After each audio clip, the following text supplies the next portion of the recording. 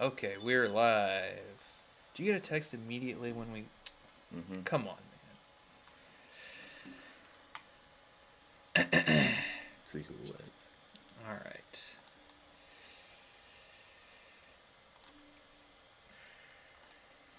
It was Hector. Oh, God. Of course. Alright, here we go. Link in the chat.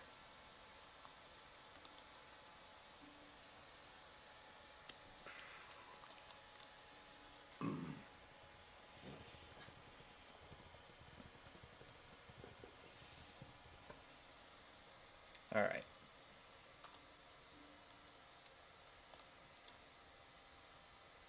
Hector is first. Your reward is that you just won the league. Congratulations, you're the new Season 5 champion. Just for that. Just for that. Okay, so wild card week. Was this an interesting week? Did we like the matches or were they shit? I thought I liked the matches personally. Okay. I thought they were shit. So yeah. I will say that this is our first time kind of doing a format like this, where Yeah. you have to play in. I like it a lot better.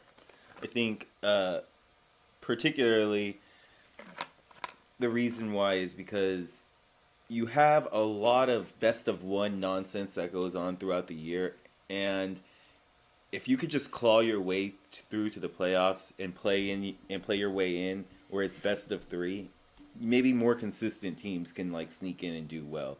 Yeah. I really think that all 8 of these teams that played this week were really good. Probably definitely on the top half. I mean, they were all ranked in the top half of the power rankings anyway. Um, but yeah, I thought the games were fantastic. Honestly, I mean, all of them went to best of three. I think except for ours, or went to 3 games, I should say. Yeah. Except for ours, and even that one, I think we'll talk about later. I think very easily could have gone one way or another at certain points in the game.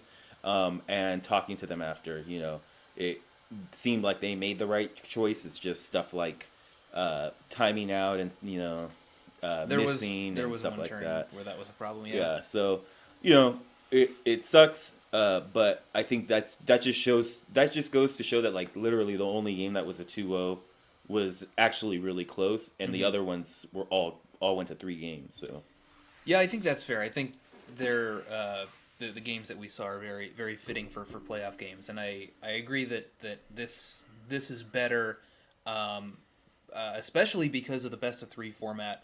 yeah, Partially because of the wild card stuff. Because yeah, there were good teams that ended in that 5 and 6 slot that did potentially deserve to be in playoffs, and so some of which made it through to the top 8 now. So that's the thing I think that's really good about that was kind of scary, I should say, and turned out to be really good. Is when you do wild card stuff like this, you kind of fear like, man, a really bad team's gonna make it in, and then just kind of just get steamrolled by the better teams, and it's not even gonna be competitive. That really didn't happen this time, honestly. not really. You know, No. I mean, so I was satisfied with the teams that made it. I thought all of them deserved to be there. All of them played like they deserved to be there. They for the most part, played, prepped, and did everything very well. So I think just in general, I think this was a nice change. I don't know if I think we're probably gonna end up reducing teams next year, or who knows? We Maybe, don't yeah. know. It just all depends on DPP, right? The Diamond Pearl remakes. That too, yeah. Yeah. So like we don't know for sure. But it will Although, be interesting to have. now that you mention it, I've wanted to mention this the last couple of live streams, and I keep forgetting. We are gonna do some like mini tournaments in between seasons 5 and 6 because we don't really know when season 6 is happening. We're probably going to take a pretty substantial break in between seasons, but we're going to be doing some multi-battle tournaments with alternative formats, mostly to try to get around the timers. So if you want to be a part of that, to me the goal of those is to just sort of experiment and figure out what might be best for next season if we happen to stay on Sword and Shield, or if we start it before the remakes come out or something like that. So if you're interested in taking part in those, the details will be out Yeah, soon enough. We'll figure it out, and we'll let you know what's going on. Just wanted to let everybody know that. That's really good to know. Do you think, in all seriousness, there's a chance that there would be enough people that would be interested in doing like a Gen 7 multi-battle? Not league, but like a little tournament or something like that. Yeah, possibly. Because the timer's way different. 60 minutes. Yeah, it is. Games do not go to time in Gen 7. Obviously there's new mechanics like Megas and Z moves that people have to take into account. A whole slew of Pokemon that haven't been around in a long time. No dynamic speeds. No dynamic That's speed. huge. That's pretty huge. Yeah, like so all Gen 7 mechanics. I mean, really the only thing that's beneficial right there is just kind of the timer, but I mean, it's not bad, honestly. Yeah. But yeah, be interesting to see if enough people would be interested in that, because I know a lot of people started in Gen 8. And some of our, more like key members might not be able to do that because they're like, man, I don't have a 3DS anymore. I don't have competitive Pokemon on that. But I think that's good to know. Like, just in general, if we do take a little bit of a break, having little things, because this group in general I like a lot. So I think just doing little things just to kind of keep interest going. Yeah, would be cool. And to figure shit out just in case there is, still a shitty 20-minute timer next time. So. Yeah. Anyway, I guess we can move on to our battles for the week, unless we got anything else before we get there. No, that's it. All right. So here are our results. They just happen to be the same as all of our wildcard pick'ems, because this entire league is rigged. You're welcome.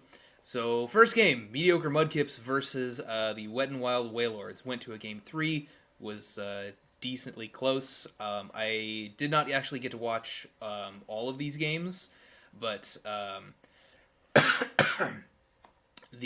know the first one. The first one I was actually very impressed with the way that the Mudkips played. Yeah.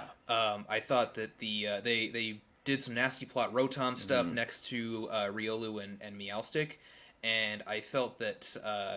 I just remember, like, a few turns into the game, I just remember thinking, God damn, that Rotom was very well supported, with the fake tears and the reflect and thunder wave from Meowstic speeds, and follow me from Riolu, obviously. I thought they might have been in trouble when they were in Trick Room after when the Arachnid was on its second turn of max, and it had the rain setup, it had the weakness policy.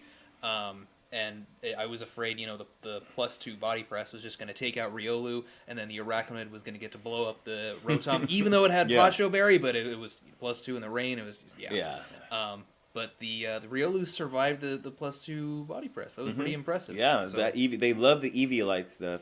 Yeah. I think it might have messed them up in the end. I'll get to that too, because in game 3, they led with Incineroar and they led Incineroar the whole time, and they had the opportunity to redirect a couple of times, and that's kind of one of the nice perks of having Riolu is you have that prankster follow me, so you particularly with Incineroar, because it has such a low base speed, like if you want to run max speed Sash, you can redirect stuff in front of Incineroar, without being faked out or any of that stuff. And a couple of times, or once in game 3 at the very beginning, I feel like it might have made a little bit of a difference there. But they love their Eviolite set, and it's done them so much good that I don't blame them for being like, you know what, we're comfortable with this, we like this. Maybe they try to speed creep it a little bit. It's the same base speed as Incineroar, so they could. Maybe they did, and the Incineroar speed crept even more. Who knows? Yeah.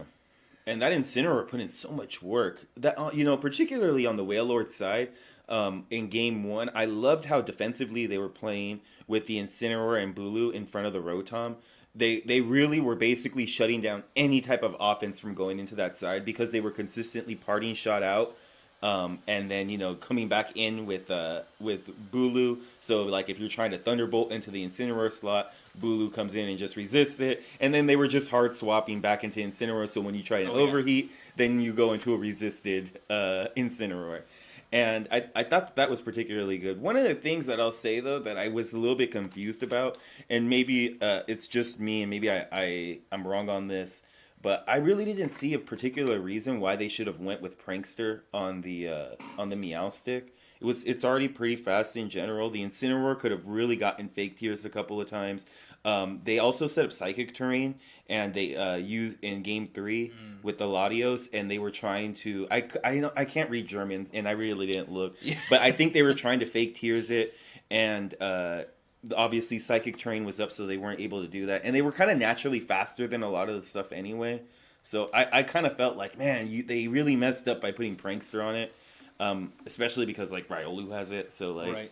you know. I mean, yeah, I totally get where you're coming from, but at the same time, like it's hard to fault somebody for not doing something that's so counterintuitive. It's just not a Prankster follow me +2 priority. Yeah, but fake out is +3. So Prankster follow me. If you're faster, you can follow me before the fake out goes off. Yeah, Goomer's got it. Yeah. Comes down to raw speed at the end of it. Right. Yeah.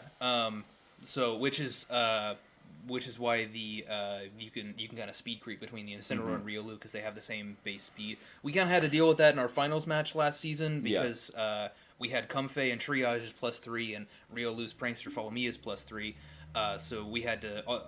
It didn't really take much speed. We just put like a little tiny bit of speed investment just in case they were like jolly max speed. To make sure that we our triage stuff always went first, so that we didn't get it redirected. We don't want to get redirected. Yeah. Especially when they're Eviolite, which they've been doing since last season. So, you don't want to. Floral Healing and Eviolite Riolu, especially when it's as annoying as theirs. I think they brought a subset against us that was absolutely just that was making us we ended up making the calls correctly, but man, when we were making it, we were like, oh man, we might be messing up big time. They do very well with that Riolu, and they do, and they did it again here, I think, but the Wailords ended up coming out on top. I know that in game 2 they ended up maxing the girder, which was really cool. And they ended up doing a lot of damage with it. They just kept going for Knuckles next to the Incineroar. And Incineroar was... I wish it had Darkest Lariat. Yeah, I think it was just Snarl, Fake Out, Parting Shot, Flare Blitz. Right, and which, you still get... Yeah, you still get a bunch of extra damage on Flare Blitz, of course, but... They were Snarl spamming, though, to great effect. It really was putting them in a tough position with their Snarl spam. It's one of those things that we kind of talked about when we went against Ben and Bishy in our top 4. Yeah. We were really, really threatened by Snarl spam, and we to the point where we ran Mist on Blastoise. Because we didn't want to get any of those drops, and switching in, which was happening a lot to them.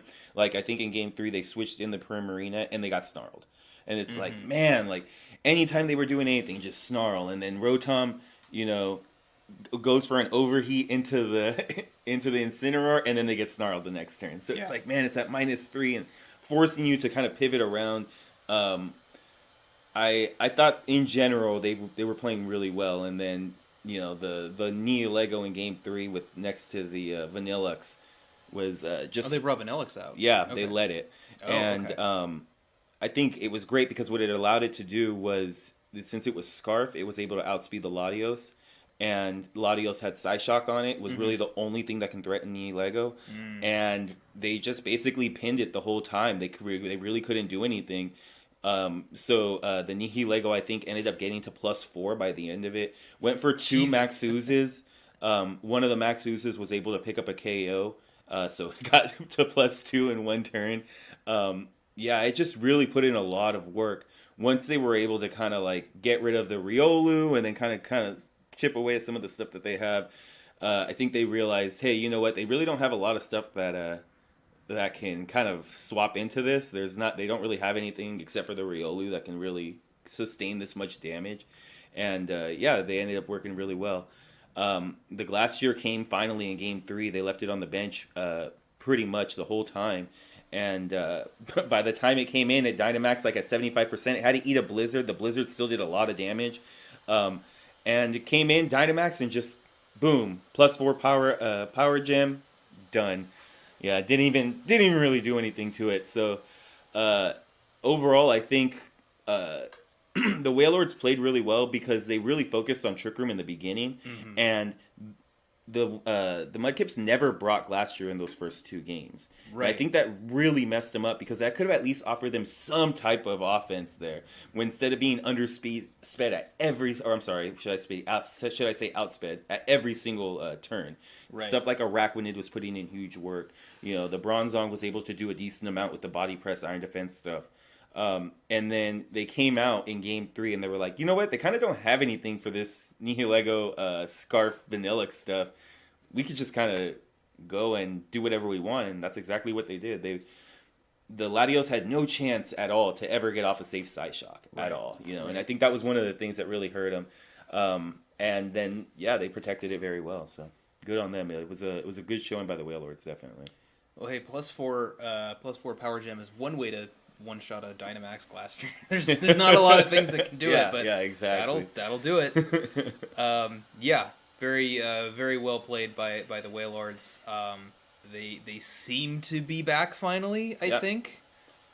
So I'm very interested to see how they do in top 8 here, because they had a really good showing in the beginning, and then they just sort of disappeared for a while and had enough wins from the beginning of the season to barely eke into that 6th seed. So if they're back in full force now, then their prep was on point. I don't know if you noticed. I think it was in game 2. They went for an neutral overheat into the Tapu Bulu and didn't double into it, the Mudkips, and it was EV to live it. So you have to actually go out and do that prep and go, all right, look, we're gonna at least live a neutral overheat here. I actually thought it might have been Assault Vest at that point. Yeah, maybe, but either way, it was low enough to where within like the 0 to 5% range, where I was like, they definitely did something to make sure that they were going to live that neutral overheat. They didn't just move and not protect it or not do anything without knowing like, oh no, we can take this. Okay. Yeah, so I think it was like next to Primarina, and they were next to Primarina or something like that, and they were like, we'll just go into it, we'll live it, and be all right. So, it definitely was a good showing by them. All right, well, good shit. That's our first wild card game from Sword Division, and our other is us, the Amoonguss Burnouts versus the Sadistic Seniors. Let's see. I know Zach wanted to get in on this one. If you're still here, I'm going to give you the where is he at?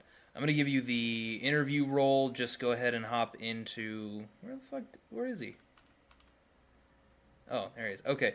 Go ahead and hop into the interview voice chat channel in the server. We'll jump in there with you. There we go. Okay. It was AV Bulu. Okay. Yeah, cool. But they EV'd it to live, which is the main thing, Right. Which shows to me like, hey, they're putting in the prep. They're making sure that they're going to be able to do certain things. Speed creep certain things. Hey, maybe they knew, like, hey, we got to run a little bit faster in Incineroar because we don't want to get that, we want to be able to fake them out and not get redirected. So, just overall good prep. The Snarl stuff was really good, too. For sure, yeah. Okay. Dan says T-Tar put in work. Yes, it did. Okay, so we got Zach in here with us. Zach, can you hear us? Yeah. Go ahead and make sure to add Ian, because he said he wanted to be in the interview as well. Oh, perfect. Okay. Also, YouTube chat, please let us know if you are able to hear Zach as well. Okay. You guys, you both got the role. All right. All right, just make sure he joins.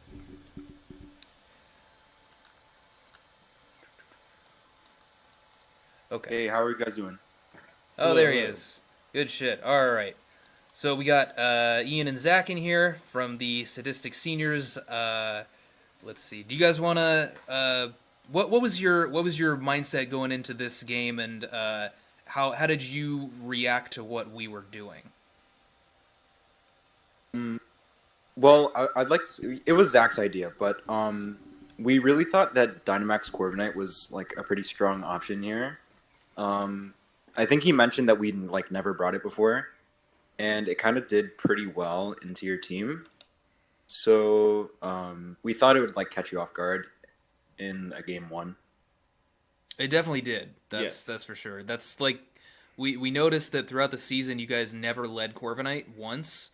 So that was kind of the one thing that we figured probably wasn't coming, at least not in the front. And we also noticed that the first time we played you guys in the regular season, you guys didn't even bring Corviknight to team preview. Yeah. So we thought that was interesting. So yeah, the Corviknight in the front and the Max on the Corviknight definitely caught us off guard. We felt that we had the tools to adapt, but yeah, it was not really something we were prepared for. In our prep, actually, one of the things that we talked about was trying to take an early lead against you guys by the time the Corviknight came out. And as soon as the Corviknight comes out, just start timer stalling so that way we can hold the lead and play defensively. Because we really didn't have a ton of ways to kind of get out of that situation. As you could tell, we were whittling you down with stuff like Scald, Rock Slide. You know, we really didn't have like a ton of like offensive pressure to put down onto the Corviknight there. So our plan was like, we have a pretty good matchup into the rest of their stuff. If we can take an early lead and somehow maintain it by the time the Corviknight comes out, we'll just stall our way to victory. But one more thing too I wanted to say is in our prep against you guys, and we've kind of talked about it throughout these videos, is the massive amount of threats that you guys have on a weekly basis. I think this game kind of shows that. Porygon Z never even hit the field.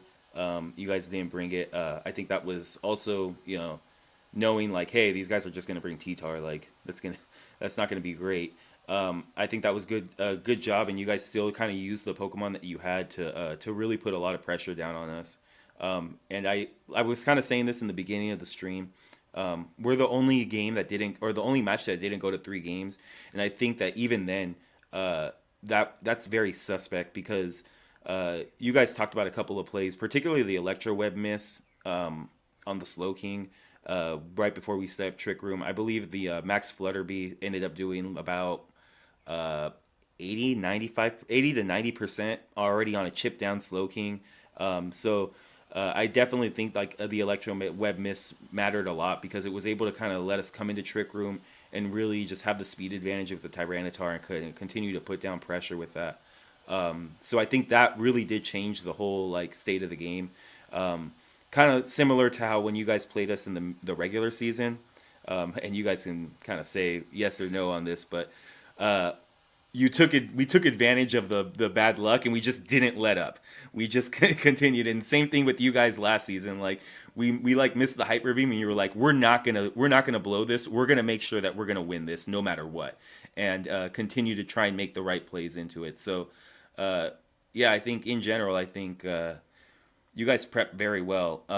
Was there anything in particular besides the Electro Web miss that you guys kind of were like, dang, we kind of messed up in that game 1 or anything like that? I think for the most part, we played game 1 kind of how we envisioned. Really, it just came down to, I guess, those few moments where it just kind of went wrong.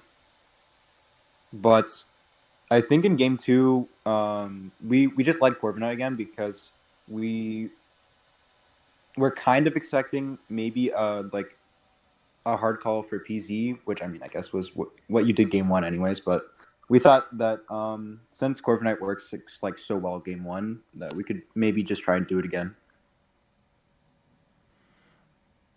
Yeah, it was.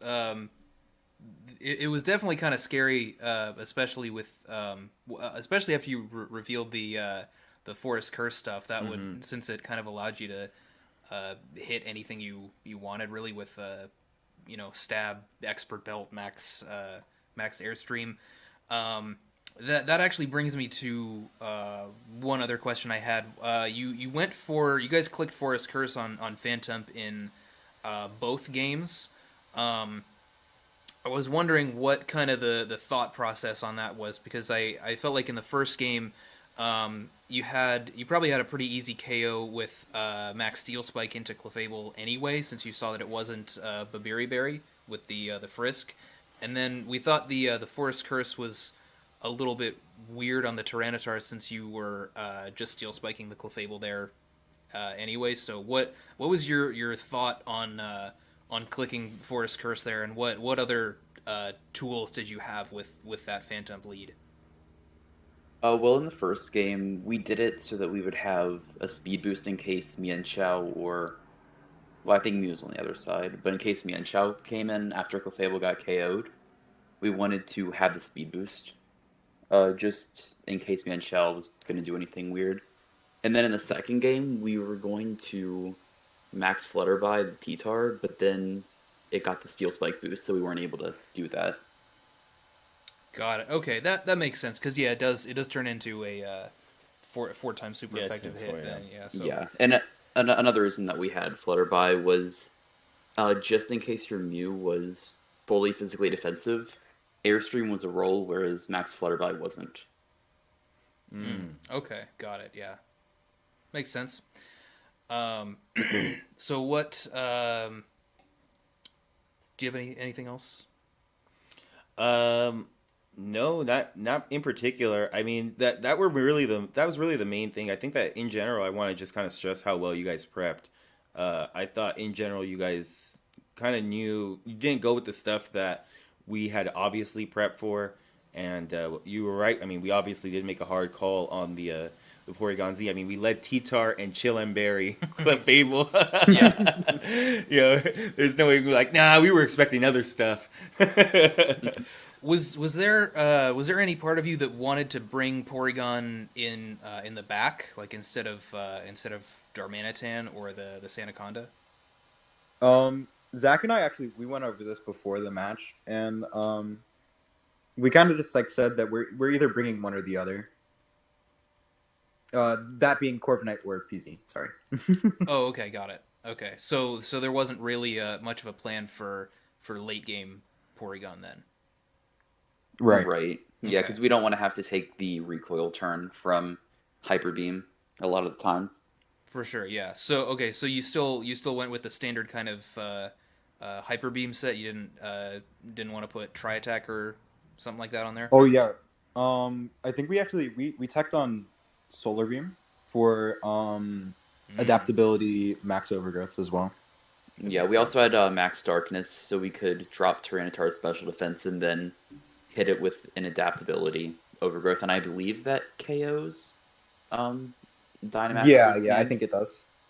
Probably, yeah. I would think so.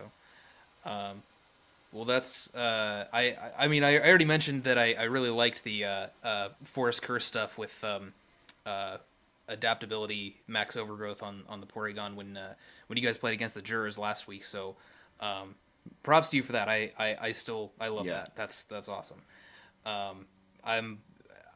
I expected like I if you guys were gonna have some kind of counterplay to the Tyranitar stuff with your Porygon, I expected it to be a little bit more straightforward, like just Focus Blast for Max Knuckle or something like that. But I think we looked before, like in prep, and I don't think it gets Focus Blast.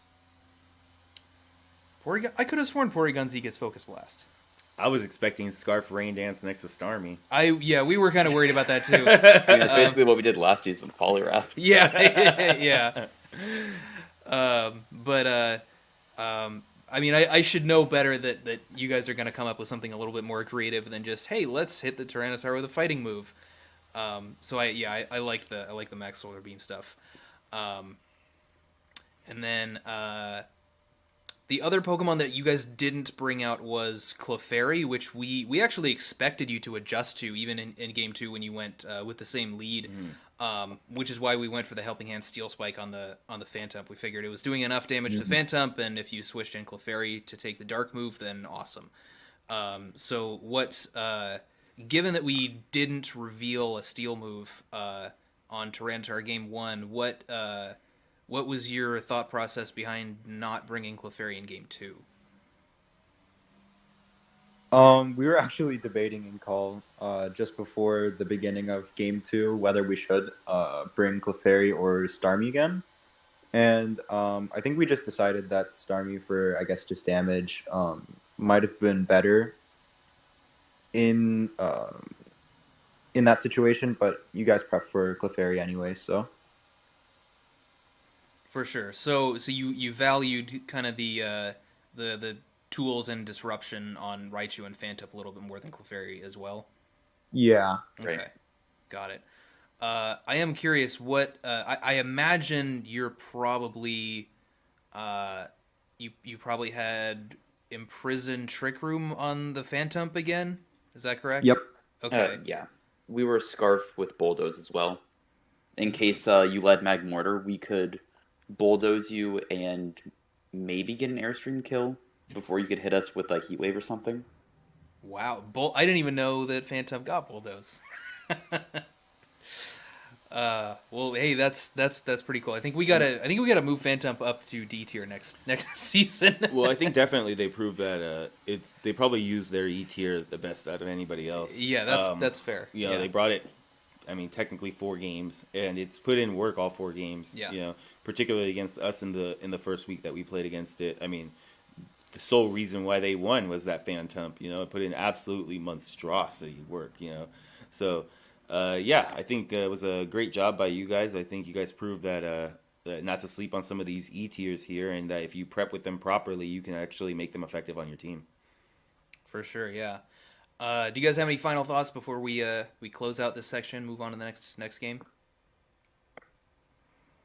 I don't have any. Do you, Ian? Not really. All right, well, it was good getting you guys on here.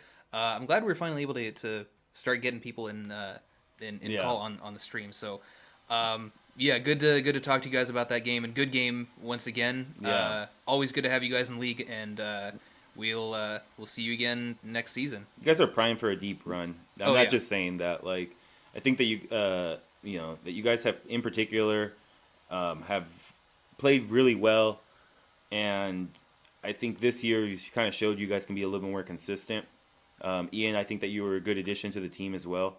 I think that just in general, like the play style has gotten not just like me, which I know that these boys love to do, but it's also combined with a lot of consistency. Yeah. You know, and things that are just gonna work. So disappointing that your guys' run had to end here, but I do think that you guys are primed for a deep run in this league sooner rather than later for sure.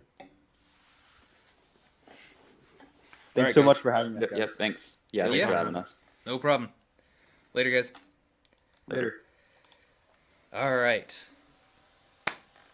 Always good to talk to Sadistic seniors. Yeah. Next up, Doesn't Click versus the Platinum Pixies. Do you want to start us off here? Yeah, sure. Let's see here. We actually got a really good game out of this one.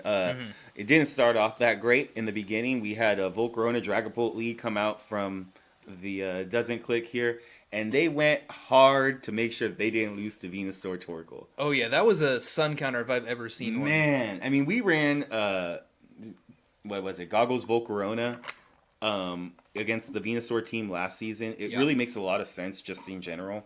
But yeah, I mean, they ran Lumberry Dragapult to make sure that they couldn't get slept. They ran the Goggles Volcarona so that way, you know, they could not get sleep powdered and actually, you know, be able to one shot it. They ran Quiver Dance on it, which I thought was fantastic. With Psychic. That was It's the only thing that hits Torkoal. And apparently, Helping Hand +1 Psychic knocks out. But that's beyond the point. God, Torkoal's special defense is so bad. But we saw actually the the Pixies lead the Ditto again. But this time, they didn't get the Dragapult. They got the Volcarona.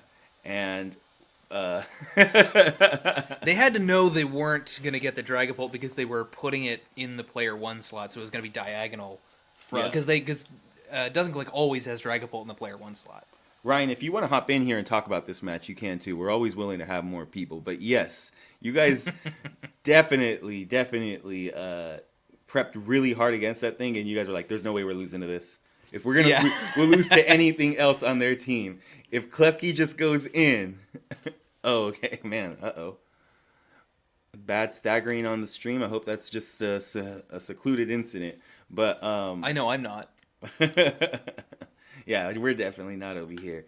But yeah, I think in general, they played really, really well. Both teams, you know, did really great. We had a 5-0 just complete sweep once they got the Quiver Dance, or not the Quiver Dance, but the Sun up, and they were able to just launch Heat Waves and Airstreams off that stuff. Man, it was just real hard to get through it, and then eventually they knocked something out with Bullet Punch. But Yeah, I think in general, the game one was just a fantastic play job by Doesn't Click. They really prepped really hard and made sure that they weren't going to lead to something. But yeah, I thought they played really well. Oh, we have Ryan in here too. We're gonna hop in here with him. All right, we got Ryan on the line. How you doing, man? I'm doing all right. How about you guys? Well, you're a little bit quiet on our end. Let's see if we can boost that up. There we go. Is that better? Yes. Yes, that's perfect. better. All right. So, how you feeling after this victory, Ryan? Feeling good, but the work's not done. You know. Yes, That of was course. definitely a battle, but I think the big one me and Fiona are concerned about is definitely this week. I think. Oh yeah. Well, I mean, hey, the soonest game is always the most pressing one, right? You got to make sure that Yep. you just take it one opponent at a time. I understand that, and you guys, obviously two-time champions, you guys know the mindset to go into playoffs. Just take it one step at a time. But yeah, I thought you guys played fantastic here. Real quick, I'll ask you the same first question that Matt asked the seniors. What was your guys' mindset going into this matchup this week? Going into this matchup, I think Anthony actually mentioned it a few times, and get Venukul out of here was basically the thought process. And if we could get Venukul out, I mean, I think we felt comfortable with even one or two of our mons being left in the back, even if we took four to deal with Venukul. Whatever we had in the back could probably still clean up. So Venukul was the problem. Venukul was the threat. Definitely. And you guys absolutely executed perfectly in that first game. Just going, hey, you know what? We'll go for airstreams. They set up sun for us. Let's just launch heat waves at them and see if they have anything for that. And they didn't, Yeah, I think that was a fantastic job just in general. I think even, like you said, even if it takes, four of your own mons to deal with the Venusaur and the Torkoal, I think that's probably smart because I feel like you're just judging by your team composition versus theirs. If as long as you guys play well, you can use two or three of your mons to beat four of theirs, especially if you get their Dynamax out of the way. I feel like if they're Dynamaxing the Venusaur, or if they're not Dynamaxing the Venusaur, it probably doesn't take that many of your mons to deal with them anyway. So you would still have enough tools in the back to deal with something like a Dynamax Mudsdale. So I think that's totally fair. I think overall your team composition was was probably a little bit better, and I liked the prep too, not only for the sun mode, but I liked the I noticed you had room service Escavalier. I assume with Razor Shell for a Max Geyser. Am I wrong on that? I actually don't remember if we had Razor Shell or not. I'm actually going to take a look right now because I'm curious. Either way, the room service Escavalier was I like that a lot. Yeah, no, shout outs to the Cheek Girls. They ran the room service last week to underspeed our Escavalier, so we took a page out of their playbook there. But we did not have the water move, by the way. Oh, really? Okay. Interesting. Yeah, me and Fiona actually looked at the matchup and said, do we even bother building a Escavalier? I don't think we were ever bringing it. It was one of those things where we looked at the matchup and said, okay, if we had to bring this, if something goes horribly wrong, what can we possibly do with it? And the answer was just, room service. That way we can at least maybe get one attack off before interruption. Fair enough, yeah. You guys, I don't think you actually brought it to any of the games. Is that correct?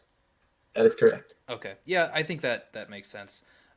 We have a couple of people in chat having some buffering errors, I guess. Yeah, not everybody, but only some. It looks good on our end, so I don't really know what we would do about that. So I guess we'll just push through. Yeah, looks like we're gonna have to. But I think one of the things that we saw as well, I don't know if this was in game 1 or in game 2, but we found out that I don't think they had Eruption. They only had Heat Wave because they ended up going for a Heat Wave on one particular turn where it would have really might even KO'd the Volcarona because they were still at full health. Do you think that mattered at all? Do you think in general that they, why would you bring Torkoal without the Eruption? Or do you think that Heat Wave in general was a good call because you guys kind of have the tools to deal with it?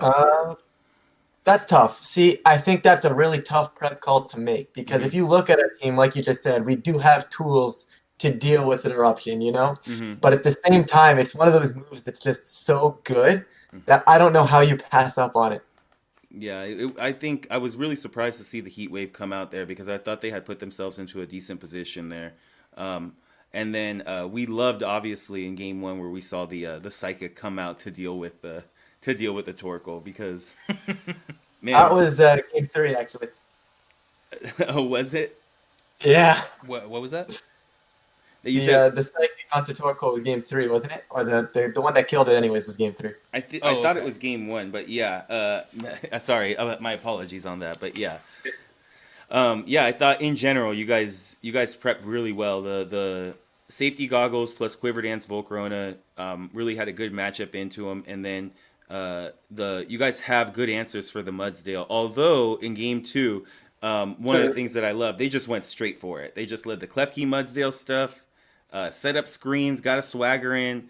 I was a little surprised, like. Were you guys just prepping so hard for the Venucle stuff that you guys were like, oh man, they kind of caught us out of position, just going straight for the Mudsdale? Or what was your guys' thoughts going into that? The thought process was we didn't want to get lagging tail. Oh, yeah, So yeah, we were right. we were trying to play so defensively around that in game 2, and we just were protecting at times, and they would get screens up, and then that last turn of their max, they got that swagger up, and that was good enough for them. Yeah. We played it too defensively. I was fully expecting the lagging tail to come out, and then we waste our max, right? Our game plan was max Dragapult, get the Wormwoods off. They're not touching us with their horse. Yeah. Even at +1, it's not too big of a threat. But the lagging tail, just the threat of it, really did mess us up that game too. If I could speak English. I hate Trick Lagging Tail so much. Yeah, and I think that was a really good job on them because you guys have so much offensive threats that are just really fast. That being able to trick that on was a good tech for them. So I think that makes a lot of sense. You don't want your main form of offense to get tricked right away, and a couple of turns is really all it takes. I'm surprised they didn't go for swagger a little bit sooner, but they got it off and they were able to do a decent job with it. But I know they did a very good job. yeah, I thought in general you guys played real well, and then you figured, hey, game 3, you know what worked real good last time? That the Volcarona stuff. Let's just go hard into Volcarona. We'll set ourselves up, go for the Electivire Volcarona lead, and just follow me Quiver Dance. I thought that was fantastic. Yeah, I liked that adjustment a lot, and I just like that you brought that as one of your lead options, because I mean that's something that we like to do all the time, just straight follow me and set up. Yeah. So it was really good to see.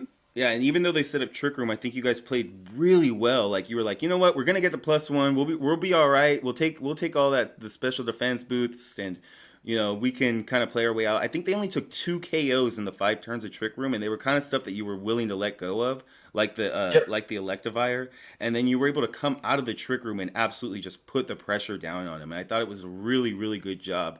Not only prepping to go like, you know what, we're not scared of the Trick Room being set up. We're gonna set up the Quiver Dance anyway. And also, like, when you guys came out of Trick Room, you guys just pedaled to the metal and went straight for the offense, and I thought that was fantastic. Yeah, honestly, it was just a call that ended up working out. I'm a bit surprised they didn't go back to the Mudsdale stuffs. I don't know what they thought we necessarily had for it, to be perfectly honest. I mean, I get the fact that they wanted to Trick Room up to get the horse in, but the problem was there is they can't get the Trick Room up and the horse in on the same turn. Yeah. So as long as we don't take that slow, bro, the other side isn't threatening us at all. So we were comfortably in there, just being able to make that read. And they went with the Trick Room mode, and we just ignored it, and it worked out really well for us. One more question from me. Why special on the Electivire instead of physical? There was no reason to really put an investment into anything because we only really had Thunderbolt. There was one calc that we had for it. I think it was Thunderbolt 2-shot Torkoal. I think if I remember correctly, whereas a physical variant did not. Got it. But okay. and then obviously for the Crobat as well, I didn't want to have to take recoil with from a wild charge or something. Okay. But yeah, fair enough. It was something just for an extra 2-shot. I think it was on the Torkoal, but I could be very much so wrong in that. Yeah. Got it. Okay, that makes sense. Let's see. Yeah, it looks like there's more people having issues with the stream now, maybe? I hope that's not. I mean, Hector says that he thinks it's because we're bringing people into the call, but yeah, I hope that's not on what my it end is. too a little bit, but but maybe we're back. Huh, okay. Well, I guess worst case scenario, people can watch the VOD later. So, anything else for Ryan while we have him here? No, other than good luck this week. We're really excited to have you guys, make another deep run into the playoffs. You guys are obviously a great team, one of the, you know, backbones of this league, more or less. Just how you guys have been able to do it. So I think good luck for you guys next week. We won't get too much into it. I don't want you to have to give up any of your game plan or anything, but that's all I'll say is good luck. I'm gonna be honest, we haven't even game planned for it yet, so there's nothing to give up. But no, thanks for the well wishes, but it's honestly going to be a tough run. But we do have a little bit of fire because I don't know the team name that I personally don't like saying because for reasons, but they're knocking on the door of our record. I believe technically myself and Fiona are of MBC history are the only two-time champions, and I'd like to keep that. And the best way to do that is to keep it in our hands, right? So Yeah, it goes through you guys. So I definitely think, and the Delibirds, you're right. They're going to be tough. They're a new team this year, and I think in general they're going to be a tough out because they've shown just really good prep and really good work. We played against them and they beat us pretty good. So we definitely know that they have it in them to make a deep run. Yeah. Yeah, it's going to be a really good match. I'm looking forward to it. Can't wait. It's going to be good. And we do have all three former champion teams in the top 8 now. So yeah, we'll. It's going to be it's stacked this year. Yeah, yeah. It's a really good top 8. Yeah. All right. Well, thanks, Ryan. We appreciate you coming in here, buddy. No, thanks for having me, guys. All right. Cool. Peace. Okay, so while we were talking with Ryan, I know a lot of people have been having stream issues. I know Ben seems to think it's just because of YouTube. Hector seems to think it might be because we're adding people to the call during the stream. I don't know.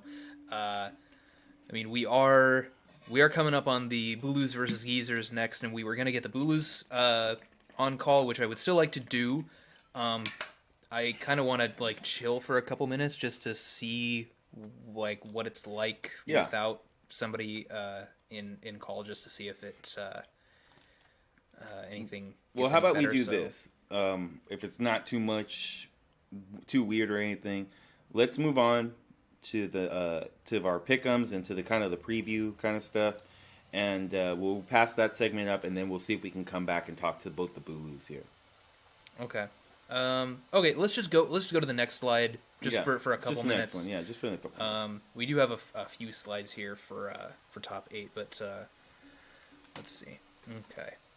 So this Perfect. This is good. This is our top 8 bracket. We'll just hover here for a little bit. I'll let them know what's going on in the server. Do you want to? Yeah, let's go ahead and talk about it here. Yeah, so what we're seeing here is our top 8 bracket, our official one. On the left side of the bracket, we have Team Pussy this week going against the Wet and Wild Wailords. This is going to be, 3 Worlds players and 1 up-and-coming player here in Sierra that are going to be going off against each other. Sierra has proven herself in the WBE already. She's been able to make playoffs there. And Joe is obviously, a great player. He's shown this week particularly that they were here to, play and win. And against Team Pussy, I mean, they're in it to win it, man. They're not trying to lose any more games. Yue and Sebi, obviously world's caliber players. They're gonna try and get another championship under their belt, especially after a disappointing season last season. And they also, in this side of the bracket, we have Darn Heck and Delibirds versus Doesn't Click. We just talked to Ryan with Doesn't Click. We do think that this is going to be a really good game. Delibirds first year, making it into the playoffs. One of 2 teams that are first timers coming in here. Difference is that they got the 2nd seed. They came in. They got the bye week. They get to kind of coast into top 8. I think in general, I think they're going to be a good challenge for Doesn't Click here. So yeah, I think doesn't click. Obviously, 2-time champion. You know, they're like we told Ryan, he's a backbone in the league. So, you know, I think that's going to be great. And then on our side of the bracket, this is essentially SoCal, and the newbies, St. Louis Booleas. So, yeah, we have the cheat drillers who have only lost one game this season. They came in the first seed, and they're going against us, the returning champions, just like the Lakers coming in the playing game as the returning champs and have to play their way out of the wild card slot. But you know, Hey, we did it. We did it, and we're here. You know, we always have a great time playing against these guys. So yeah, that's going to be a fantastic game in general. You know, lots of trash talking going to be going on in our group chats this week. So can't wait for that one. That's going to be great. And on this same bracket, we have the Mats, Brandon Vichy versus St. Louis Bulus, who we're going to get on in a little bit here. Izzy Max and Piano Guy. You know, they're proven themselves to be good players. They played very well in draft. I think it was Izzy Max that made it to the finals this year, right? In our other league, in this other draft league. So you know, he's proven that he can play doubles draft. These guys are two, you know, proven draft players, and they're going against, you know, some of the veterans in our leagues in the Mats, Ben and Vichy. That Ben and Vichy, you know, having a pretty dominant season so far. We're used to them mailing it in during the season and then kind of showing up in playoffs. They have not mailed it in this season, except for the last game, I think. Yeah, one, it didn't matter anyway. Yeah, but they have not been mailing it in. They've been trying to win. They love their team that they came out with. We talked to them before. They really like this team, and I think it's really shown. When you enjoy the team that you're bringing every week and you enjoy prepping it, you know, it makes the games a lot more fun, and, you know, you play a lot better. So they're showing, hey, you put a good team in their hands, they can do some damage here. So they made some pretty big transactions too. Yep, some pretty big transactions that usually they'll make. They switched to Ninetales Venusaur last season. Yeah, just randomly. Yeah, I think they had Tyranitar literally the week before, so they went from sand to rain. Oh, great! And it just crashed for Izzy Max right as we were finishing this up. Jesus Christ! All right. Is everybody else in YouTube chat? Is everybody else okay here? If you are, just let us know. But yeah, I think in general, it's going to be a good top 8. We have a lot of really, really, really good players here. And I honestly can't wait to see all 4 of these matches, including ours. I can't wait to play ours too, you know, so. Oh, Jesus Christ. YouTube is crashing for all streamers? Well then. Okay. Well, we might have to pick this up tomorrow if we can't finish this. And we were just going to get to the hot tub segment. Darn it. That joke might be wasted. I don't even know if we're still live or recording, or we could be all by ourselves right now. I have no fucking idea. Oh, jeez. Don't tell me that.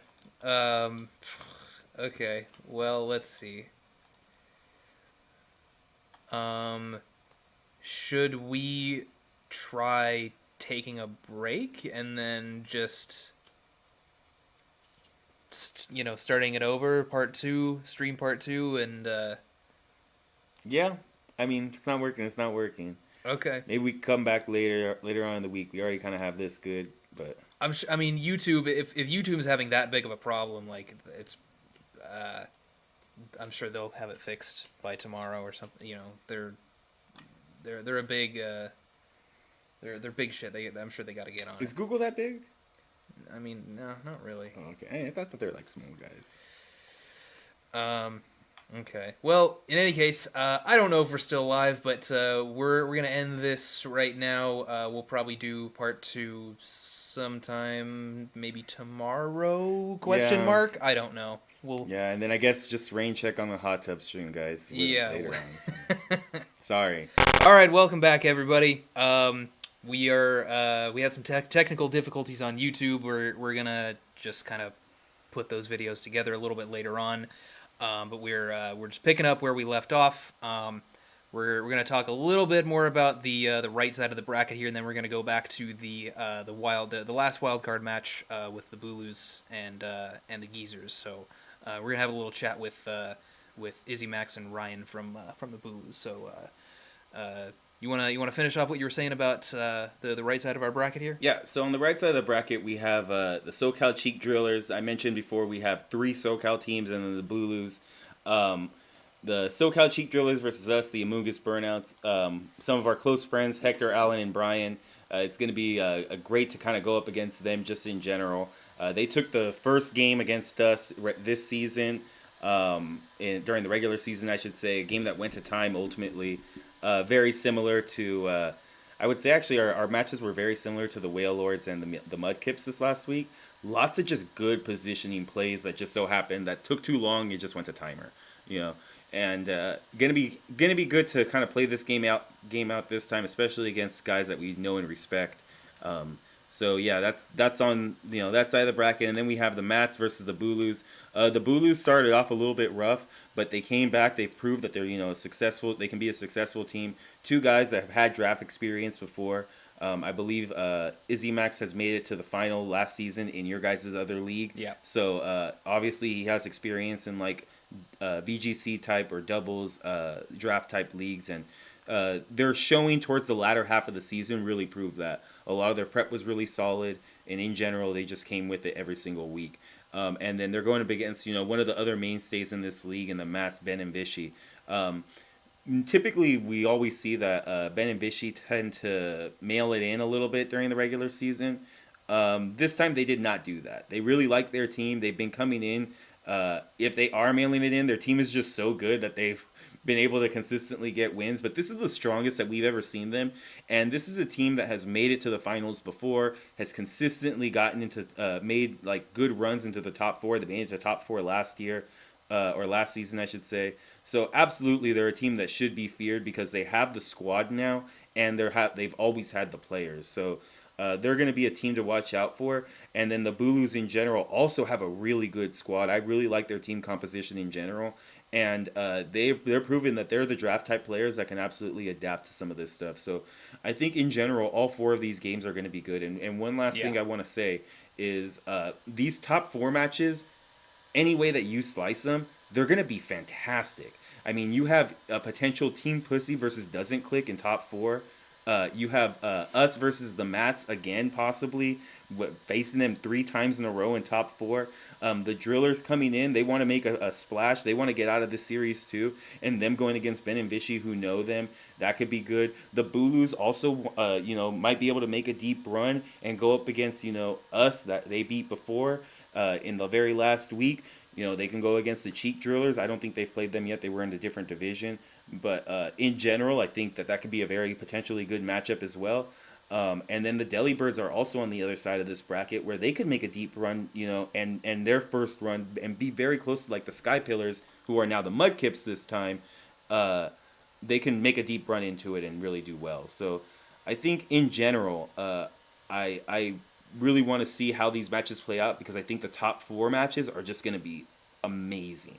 And then, man, any way out of this bracket is just going to be so tough. Like, you have to play against top teams no matter what. Even if you're Doesn't Click, you still have to go through Team Pussy, If you're Team Pussy, hey, the Wailords, Joe and Sierra, they're good players. The Deli Birds, they're proving that they can play.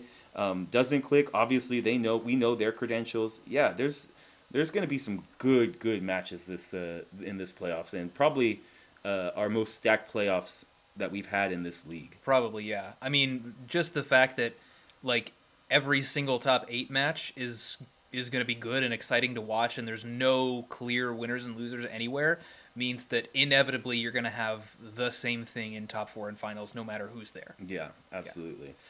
By the way, for you guys watching on Discord right now, if you want to talk to us, just use go up into the text channels and use general chat the same way you would use YouTube chat. We'll keep an eye on that too if you guys wanna talk to us there. So, but we're gonna go back to our wild card games. We got 1 left.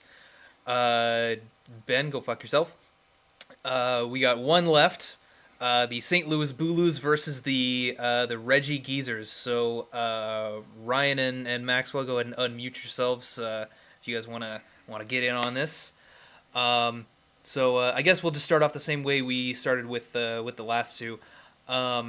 what was your mindset and your general game plan going into your prep and your match for this game? So Gudra was going to be a problem. We knew that straight out the gate. Offensively, we kind of had more of a problem with Salamence when we prepped for them in the regular season. But defensively, Gudra was definitely an issue because we don't really have an ice type or like an offensive fairy type. But we knew we had the tools to deal with it. Other than they had 2 redirectors, and we were expecting to see them on the same side. One teching a Steel Berry, one teching a Poison Berry, since we do like to bring Nidoqueen. Luckily, we didn't see the Mr. Mime, but we knew that one of our transactions, the Zapdos, was just going to be so good because they didn't really have a solid resistance to its stabs. And as you've seen in the match, we could just click Brave Bird and do consistent 50 to straight up Okos on everything that they had. But we definitely had to play into a position where they couldn't double it down. For sure, yeah. I think the Zapdos was Yeah. really huge. We also noticed that the way they changed their comp made it almost entirely special attackers. They had the Rillaboom and the Weavile, but dropping their mons that they did, they had a Togekiss and a Gudra, and it was like, okay, well, we can click Snarl, and we even teched Flutterby onto the Zapdos, specifically because there was so many special attackers. I mean, we just wanted to... We ran a max HP, max Sped F Rillaboom with Snarl just to click Snarl and kind of nerf that damage output. Yeah, I think that turned out to be really, really good. Yeah. And I know you guys mentioned you were afraid of Gudra. I think that was a great way to mitigate the damage against Gudra, which kind of made me surprised that you decided to leave Rillaboom on the bench for game 3. It was only because of the Weavile. Right. Okay. Yeah. Fair enough. But it put in so much work with the Snarl. Oh my god, they couldn't do anything against it. It was fantastic. Yeah. Right. Yeah, that thing was crazy. I remember in one of our practice games, we got like Volcanion to -1 or 2, and that Rillaboom took like 20% off a Heat Wave, and it was hilarious. So we were pretty pumped that we actually got to bring it. Yeah. I'm also surprised that they went with Heat Wave as their only fire attack against a Heatran team. That seems surprising. I also feel really weird about that Earthquake Rillaboom. I get that they didn't have Grassy Surge on it, but like your opponents also have Rillaboom, and you didn't even tech a Grassy Glide onto it. Like even if you're not carrying a Rillaboom, if you have a physical attacker, a physically attacking grass type, like you should almost always be teching a Grassy Glide onto that against opposing Rillaboom teams, like unless grass just like doesn't hit their team at all. But like it's that Rillaboom set just seemed so strange to me. So we thought the same thing, but if you remember in our match prior, we had Quick Guard on the Lycanroc, and it completely nullified their Rillaboom. We did have Quick Guard again, but it was more of a best of 3 tech, but we never clicked it. Looking back, I think that's the reason they completely scrapped the priority on pretty much everything but Weavile. Yeah. They were They didn't even run Ice Shard. Yeah, they were very afraid of Quick Guard. Yeah, I suppose that's fair. That is, but it's kind of like what Ryan said about Eruption on the Torkoal, right? Like, yeah, I get it. In certain matchups, it's not great. It's tough. But Eruption is just so good. Yeah. Why wouldn't you put it on? And it's the same thing with Grassy Glide. Like, it's just so good that why don't you just put it on anyway? Yeah, even if it's terrible in the matchup, You never know. You get yourself down to a 1v1 situation, you're like, oh, we just Grassy Glide this and win. It happens all the time in VGC. All the time. Oh, yeah, for sure. I mean, priority is always nice to have. Even if you're hitting something resisted, you can, pick it off with a quick Grassy Glide. Which, speaking of picking stuff off with a Grassy Glide, even if it's resisted, holy shit, the Gudra was gooey. Yeah, and he actually ended up being the play. I still don't think it was a good decision, even if it happened to work out that way. But some of the decisions from the Geezers this week just had me really scratching my head. Yeah, I mean, hey, ended up, I mean, it didn't work out for him, but Gooey came in clutch a couple of times because they were going into the physical side of it. And yeah, not Yeah, bad. it kind of neutered our Scarf Nidoqueen a little bit. Yeah, I was interested. I was telling Matt when we were watching the game, I was like, not only are they running Gooey, but Gooey might have actually ended up being the thing. Like, it didn't matter if they had Sap Sipper on it. There was really nothing they were going to be able to do. Yeah. But still, yeah, crazy. Well, it was good to nerf that Life Orb Nidoqueen so it could just be slower. Yeah. Yeah. Also, like, GG to them, but in game 2, me and Ryan definitely win that if we have like 2 minutes, maybe even just 1 minute extra. You had that if you just lock into Brave Bird. Yeah, I know. I already roasted him for that. Queen I mean, also, it's I got over, roasted so done hard for with that. everything. If you just lock into Brave Bird with that Scarf Zap, was it Scarf Zapdos, right? Yeah. It was Man, rough, yeah. it just put in so much work, and you're absolutely right. Like, it was a consistent 2-shot on everything that they had. So when we saw the Thunderous Kick come out, we were like, wait, did we see that right? Yeah. And then sure enough, it was like, we have to switch out the Zapdos. No! Yeah. Well, here's the thing. I'm going to kind of rail on Ryan a little bit. He didn't know that Bug resisted fighting, and he already clicked the move before I told him no. In the moment. That's one of the, yeah, that makes a lot of sense, because that's one of those, like, weird weaknesses that you do miss sometimes. The bug into fighting is one of them. In the moment, I forgot, and I also, my brain was like, I could Brave Bird down everything, but I didn't want to, like, die to the chip, because the Volcanion had a lot of HP, the Vikavolt had a lot of HP, and the Goodra still had, like, half. So I was like, okay, well, we can Thunderous Kick, 2-hit KO this Volcanion, switch into Jellicent, then get a clean switch in, and then kill everything with Brave Bird. That was kind of the logic. Yeah. But we didn't have time. Yeah. Also, the freeze on the Rillaboom was not wanted. We were so mad when we actually got that freeze because we wanted Jellicent to die. I was like, Jellicent, please die this turn. It never did. It was so funny. No, but it was a great set. I had a really good time with it. Looking forward to playing the mats again and hopefully not losing as bad. I think the mats were our worst loss of like the whole season. Like, we got kind of stomped. Yeah, they're really tough to prep for because they'll literally bring anything at any time, and it will be 100% effective. They'll never miss a hypnosis. The first time we played them, they tried to run Grass Whistle Sceptile. Oh my god. Remember that? Oh, that was when we 6-0'd them, right? They named everything Matt Alcina, I believe. No, it was different misspellings of my name. Yeah, that was that's what it was. Yeah. Oh my god. And they missed like 5 Grass Whistles. It was rough. Well, unfortunately, they used all their bad luck up, so now they just hit every hypnosis all season, I guess. Great. We should have just lost that one. It was a plan. But yeah, good luck. It's going to be fantastic to watch you guys play. You guys and the Delibirds, obviously the new teams in the league that have made playoffs. Honestly, 2 fantastic teams. We really like your guys' composition. We liked yours a lot more than the Delibirds. We're not even going to lie.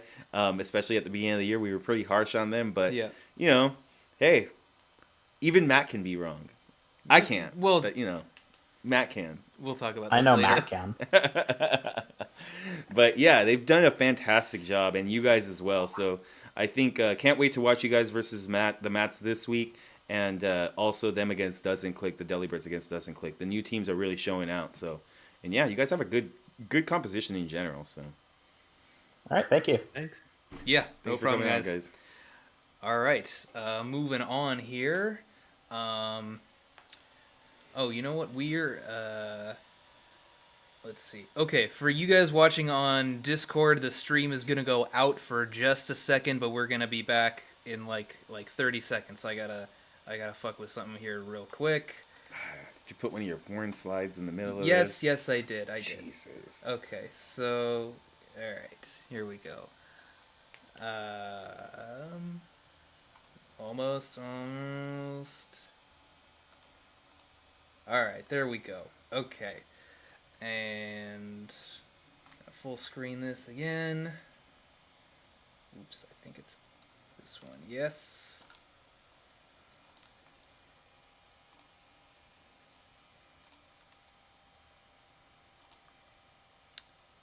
All right, we are back. let us know if there's any problems with this version of the stream, aside from the fact that we're on it. So we're gonna go through some of our matchups here, or our 4 matchups for top 8. So first off, we got Team Pussy and the Wet and Wild Wailords here. What do we think about this matchup? The teams, the drafts themselves. What are we thinking? That it sucks for Team Pussy because they were supposed to play a bad team being the first seed. I mean, we don't have any bad teams. I mean, yeah, it's true. Like, so yeah, I mean, Joe and Sierra, they've been playing well.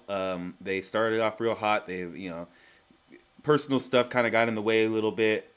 I think they had a forfeit to us. They had a couple of them, and it was just real rough in general. Life happens, we get it. But they're in the playoffs now. They clearly prepped very well for their match against. I'm sorry, I'm completely blanking on who they played against. The Mudkips. Mudkips, yes. Yes, they played very well against the Mudkips. We're really just we're able to adjust well, especially in Game 3.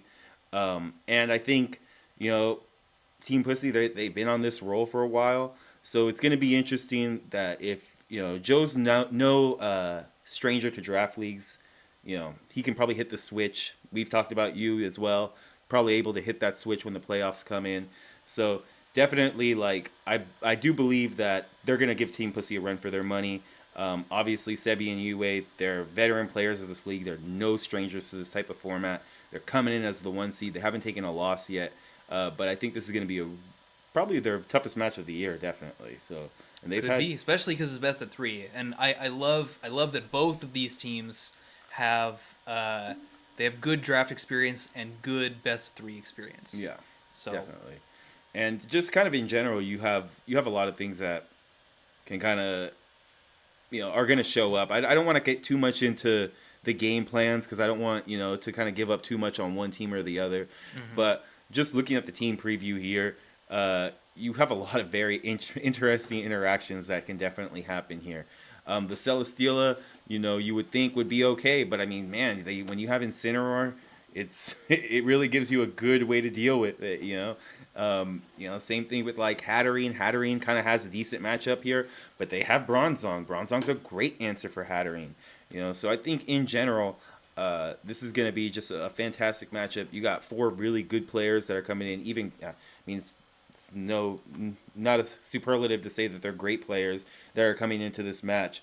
And I definitely think that this is going to be probably one of the better matchups in the top 8 for sure. One of the highly sought out ones, definitely. I think so, yeah. I think even as far as just the teams go, at first glance, yeah, I was looking at kind of the same things you were. I think even though there's stuff that the Wailords can do to help with the Celesteela and Hatterene, I think that those are going to be pretty key pieces to Team Pussy's game plan. I think they're going to be difficult for the Wailords to deal with. So I'm interested to see how they do that, or if they do that. Maybe the Celesteela just rolls over them like it's done to so many other teams. Yeah, one of the things that's great about both these teams too is that the way that they've constructed their particular structures is they don't share a lot of weaknesses. We've talked about this particularly with Team Pussy, and then the Wailords at the top of their draft. Definitely, a lot of their stuff just covers for some of the things that they're weak to.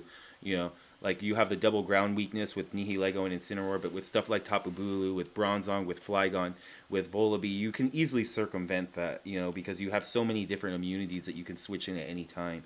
And just in general, I think Nihilego, is great next to this Vanilla Sandslash stuff because fire types just really don't want to see it. Typically, fire types tend to not be as fast as base 100. I don't know what that is, and especially the ones in this league, So stuff like Entei, obviously Charizard. But then you got Cinderace. Yeah, but these guys have Cinderace.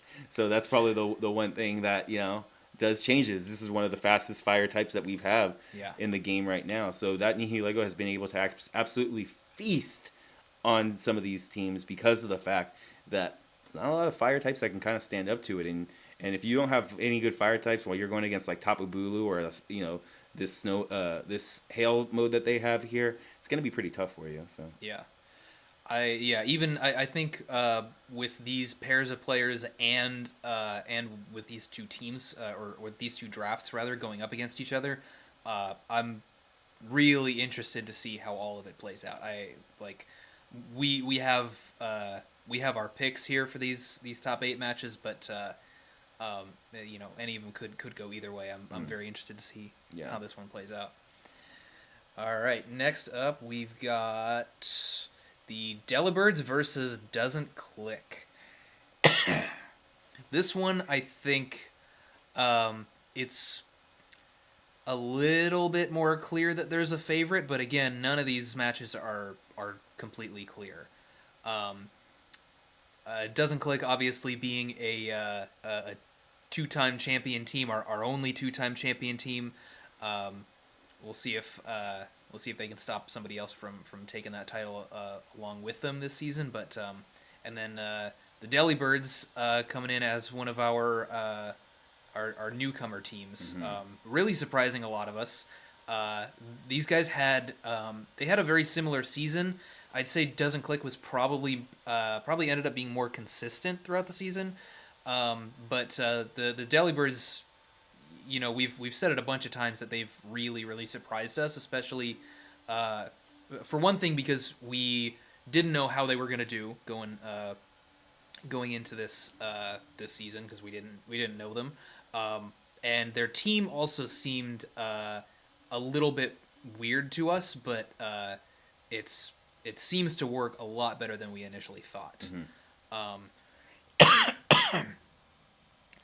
I am kind of wondering. I don't really like Doesn't Click's matchup against the Moltres that much. Yeah. I think they're gonna do just fine against the Registeel, but that's been their other more consistent Dynamax option, kind of alongside Entei, I guess. But those are kind of the top 3 that the Delibirds probably want to be maxing. The Electivire, I think, could help because it sort of forces the Moltres to go... if it wants to kill the Electivire, it's going to force it to go for Darkness instead of getting a speed boost, so maybe that can help, and the Urshifu is naturally faster than Moltres, so... I'm curious to see how that's the thing, right? It's like, Moltres definitely goes in on the team, but we saw this from Ryan and Fiona last week, right? We saw that the Venusaur Torkoal combo had a really good matchup against it, and they decided, okay, well, we're not going to lose to that, And you're right; they have a lot of good tools for a lot of what the Delibirds have. That Moltres in particular, though, is just going to cause such a tough time for them. Yeah. But we'll see. I mean, Doesn't Click, they're a fantastic team. They're no stranger to being able to adjust and being able to make the right calls and building and prepping for games like this. But the Delibirds too shouldn't be underestimated. One of the things that they've been able to consistently do, and I don't want to give up too much at what they might do, but just from observing what they do, is the best Moltres seems to be the Moltres in the back for them. And if they could kind of whittle down some of their answers that they might have to Moltres and have that Moltres come in later on in the mid to late game to really do damage, that could be a huge problem for Doesn't Click. It's one of the things that, while I think Ty and Nick did a good job identifying what was going to be good against them, it's just, Doesn't Click just was like, we're not going to lose to those 2 Pokemon, with the safety goggles and the Lumberry. But I think what you see there is Ty and Nick had an idea to kind of try and do the Venusaur Torkoal stuff in the mid game. It just didn't work out because of the fact that they were launching Airstreams the whole time, so they really couldn't kind of take advantage of that, which is a little bit rough. But that's kind of what they need to watch out for too. Is if you're going to try and not bring this huge threat in the front, well, Doesn't Click will start putting out so much offense that you're going to get into a position that you're not going to want to use it very much, So I think the combination of those things, where the Delibirds have the Pokemon to take care of all this stuff, and have a good matchup on paper, as well as the players and the prep that can pull this off, the opposite side is on doesn't click too. I mean, like, you have the good prep, you have a decent comp in general. I mean, the comp is not a bad comp at all, even though the Moltres does good against it. The rest of the composition, the Volcarona does well here, the Urshifu does well here, the Dragapult does well here. A lot of the stuff does pretty well just going into this matchup here. So it's going to be interesting. I think it's going to be really interesting, and I honestly can't wait to see the Delibirds play. They came into the playoffs and they've proven that they can be a really good team. So it's going to be good to see them go against some of the veterans and doesn't click. Absolutely. All right. Next up is probably the one we're going to talk about the least. Yeah. But I guess I'll just take this opportunity to say that I'm really glad that the Cheek Drillers brought it this season. Yeah. Because it was tough to see a team that we knew was good last season struggle as much as they did and miss playoffs. But I was talking about it a little bit with Hector on the stream last weekend. We had both agreed that it was more just a problem with the draft they had last time, and they definitely don't have the same problems this time. No. This draft versus their draft last season. It's an absolute world of difference, especially because they went with the same kind of structure that we did last season. So I do like this 4A tier thing with no S.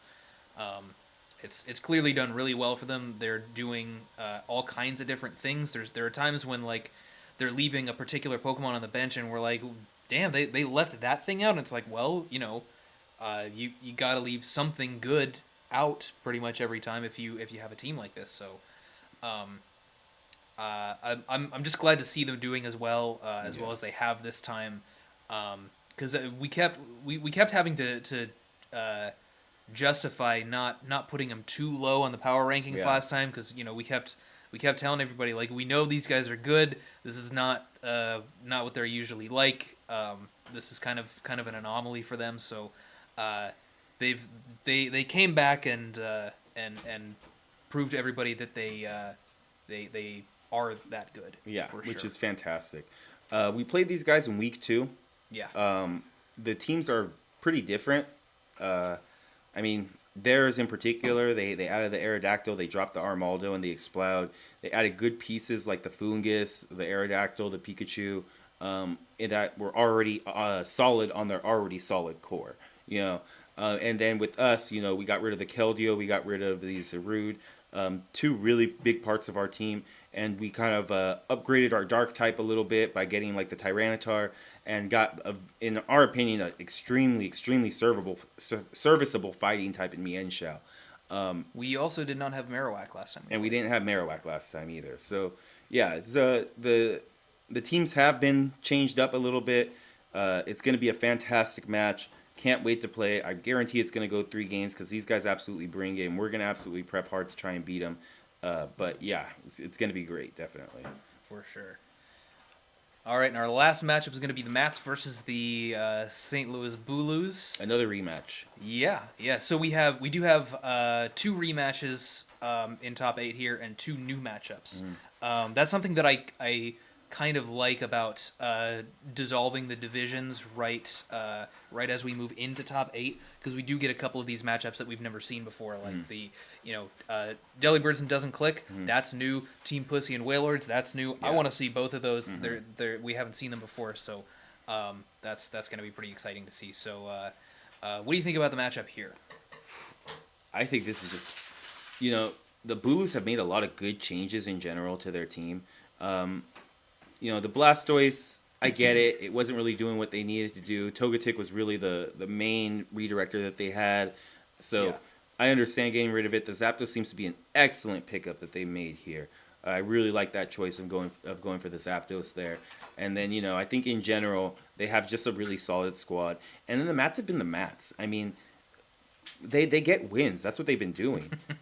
However it is that they can, they're getting wins. And I like the addition of the Bisharp, and I like the Victini, obviously. The Jurs did a fantastic job with it this season, and really showed that it deserves its S tier rank with its good typing and just good stats overall, good move pool. it definitely deserves being in the S tier, and it definitely deserves being a top Pokemon in this league. So I'm glad that the Mats were able to pick it up, and it's gonna be scary.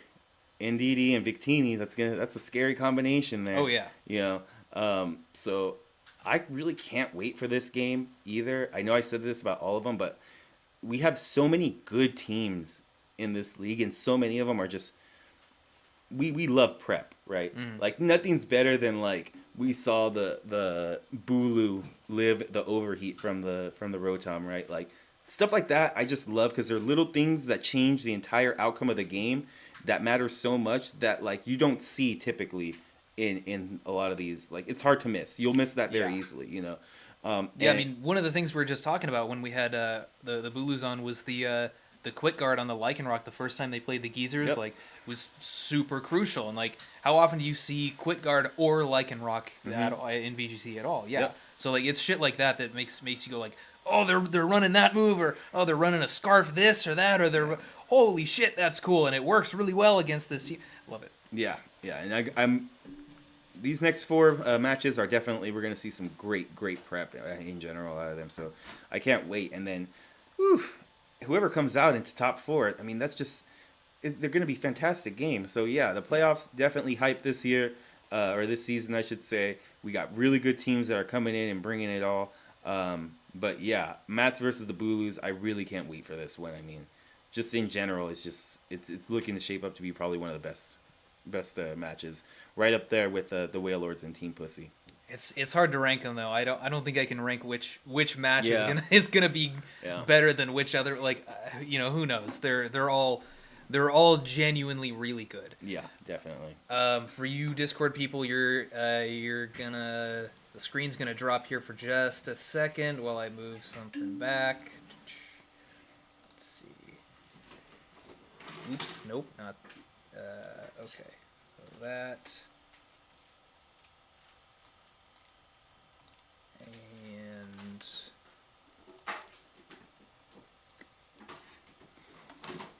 all right, I'm gonna put this back here. All right, and we're back. Okay, so these are our pick'ems for top 8. This is with all of the top 4 teams filled in that we think are going to make it out of the top 8 rounds. So we've got Team Pussy over the Wailords, Doesn't Click over the Darn Heckin' Delibirds, us over the Drillers, obviously, and the Mats over the Bulus. But like we've said several times, there's no clear winner on any of these matches. No, So, not at all. We can look absolutely foolish by the end of this week and lose all of these, and it wouldn't surprise me one bit. We more or less just picked the top seeded teams, I think, except for ours because we're biased as all hell. Why pretend that we're not? The only upset that we chose was ours. But I think in general, I think that any of these teams could absolutely come out and be top 4. I wouldn't be surprised to see Delibirds, Wailords top 4 in top 4. I wouldn't be surprised at all to see the Cheek Drillers and the Bulus in top 4. I think it's going to be fantastic. Just in general. So. We'll have when we come back next week, we'll have this filled in with all the right teams. So probably won't have to change anything, right? Because we usually we got them all right for the wild card week. We'll get them all right again, right? Yeah, of course. Why not? Ben, Ben? We chose you to win. How is this a scam?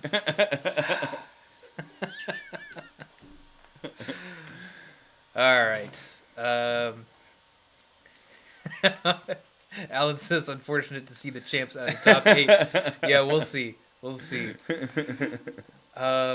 So yeah, I mean we've gone over these matchups enough. I think anything else to say before we sign off here? Yeah, Hector says we're stroking ourselves hard. Don't get blisters. Too late, bro. Too late. Sorry, it's been past that point. But playoffs are looking great. Can't wait. If you want us to commentate one of your matches, yes. Send it to us unlisted. Preferably before Saturday night, so that way, I guess it doesn't really matter. We do have a couple matches that are being played on Sunday, so if you have any interest in us commentating over your match, yeah, just send it to us ASAP. Just upload it to YouTube, unlisted, DM it. We will live stream, assuming YouTube is actually fucking working. We will live stream ourselves commentating over the match. Going in blind. Yep, and that'll be fun for the league there. So because we're gonna have great matches here. So any one of them, let's see them. I want to see them. So yeah, for sure. Yeah. All right, I think that's it. Yep. Okay. We're done with the Discord live stream. That wasn't that bad, right? No, I mean as an alternative to since YouTube was taking a shit on itself, yeah, worked out pretty good. We should have switched to Twitch. Do we have a Twitch channel? We may have made one for testing purposes once before. Just to get the trademark, because we're a brand. Yeah. Yeah. But this worked well enough. Yeah. I'm sure YouTube will be back up and running when we want to stream again. So. Yeah. Well, thanks for coming by, everybody. We appreciate you rolling through. Yep. Following us in Discord, and good luck if you're in here and you have playoffs. Good luck to everyone except for Alan and Hector. Yes, indeed. And Brian. Yeah. All right. Peace, guys. See you guys. All right.